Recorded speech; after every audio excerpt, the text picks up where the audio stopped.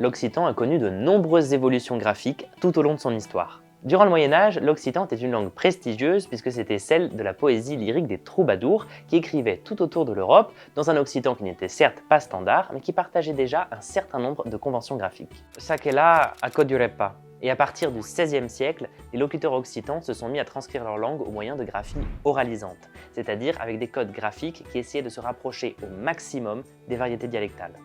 Au XIXe siècle, un groupe d'intellectuels provençaux, appelé le Félibrige, s'est mis en tête d'unifier la graphie des différents parlers occitans afin de redonner un élan à la production littéraire occitane.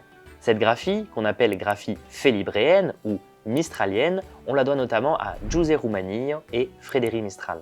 L'idée de la graphie mistralienne, c'est de simplifier au maximum la relation entre ce qu'on entend et ce qu'on écrit. Donc par exemple, quand il y a une consonne muette qu'on ne prononce pas, eh bien tout simplement on ne l'écrit pas. Et c'est la même chose pour les A finaux qui se prononcent comme des O, c'est écrit avec un O.